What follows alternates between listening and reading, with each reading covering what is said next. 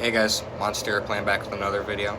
I know I've been on a little bit of a hiatus, but personal reasons I just needed to do that for a while. I should be back, I should be posting more. And today we're going to start with something fun. Today I want to review the Tx22, specifically the Mtn2 chassis kit. Now, I've put about 500 rounds through this, so I haven't put a whole lot, but I haven't seen a whole lot of reviews on it. I figure I want to talk about it, share my pros, share my cons. So let's get into it. Starting with the fact, if you can't tell, this chassis kit, 100% 3D printed. It, besides the pistol itself, the bolt's 3D printed, the stock's 3D printed, the entire kit's 3D printed. Of course, not the flip-up sight. That's an add-on that I put on. But I decided to buy the super bundle, so it came with this little mag holder, which is also 3D printed. And then let me grab it. These 30 round sticks that come in this little conversion. It comes with everything you need to take one of these standard Tx22 mags and put that motherfucker on it. And I mean, compared to the standard, it's much bigger. And then you've got the little front piece where you can put that in. So overall, it's a pretty solid gun. Now, the pros, it's really easy to assemble. Like, stupidly easy. Ooh, excuse me. You only have to change one minor thing about it.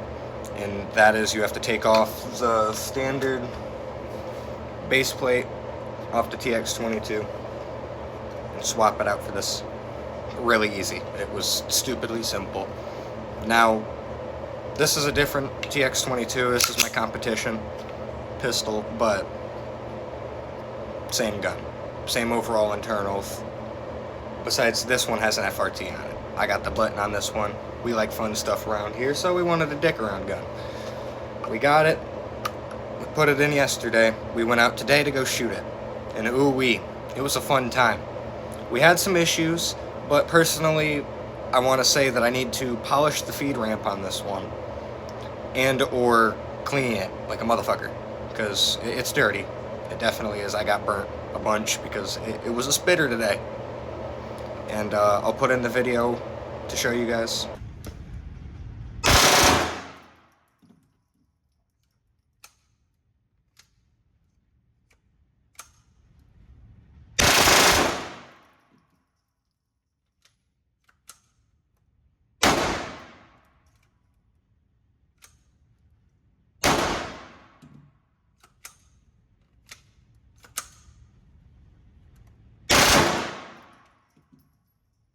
As you can see in that video, it jammed up a couple of times. It had some feeding issues. Another thing that could be, I can't show you because this little piece is here, but there is a screw in the charging handle on the bottom that if it is not flush, it'll stop this from, like, you'll still get like the charge, but it'll make it harder for it to fully feed. And it was a fun time. Overall, it's a good gun. Overall, I think anybody who purchases it would have a good time. It is worth the $125 for the chassis kit. It's worth the $125 for the FRT, and it is sure as hell worth about the $350 it is for the gun. Now, if you wanted, you could put the competition in it. You could. You just have to... I don't even think you'd have to take off the compensator. Obviously not the laser, but this is my own. This didn't come with the gun. And it might run better, it might not. Honestly, I've been having some issues with my competition pistol too. So that's why I want to think it's a cleaning issue, because this needs to be cleaned as well. But out of all my guns, this is going to become one of my favorites. And yes, I think there are things that you can do and should do to reinforce the gun, because I don't know if you were hearing, but if you put too much pressure in, it makes like little creaking noises. And that could just be because the filament's setting. Could be some other things, but like right there, there's issues going on there. So I'm going to take some epoxy or some JB Weld and get in there, maybe put a little steel piece right here. Yes, that would stop it from being able to fold, unless you like slightly machined it to allow that bolt to come in. But this is only really for storage anyways. I mean, yes, you can shoot this like this, but there's no latch, so when you're shooting, it'll go out, start coming back towards you.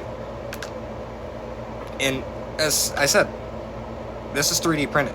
So if a piece breaks, if you have a 3D printer, it is as simple as getting the files online, putting it in your 3D printer, and printing it up yourself. That, or go ask one of your friends who has a 3D printer. You can do this out of PLA. I'm gonna go redesign this bolt and do it out of a metal filled filament to make this weightier, because Taurus had their little issue with the Freedom Fingers FRT, and that is the reason why a lot of Tx22s are now skeletonized. Like the slide being cut, they wanted to make this lighter so it's harder to run an FRT on it. But people have found their ways around it. I was watching a video today where some motherfucker JB welded some steel plates onto his gun. Did he recommend it? No.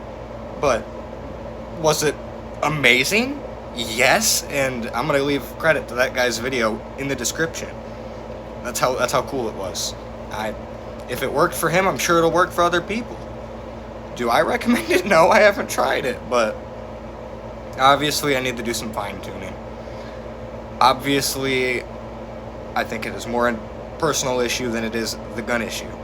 I think I just need to clean it. I think I just need to do some tune-ups. As I said, I've always had issues with this one in particular. It would have ran better if I put the FRT and or this in it. But I like my competition pistol. This is my everyday carry. So, yeah. I mean, overall, it's a good gun. No complaints.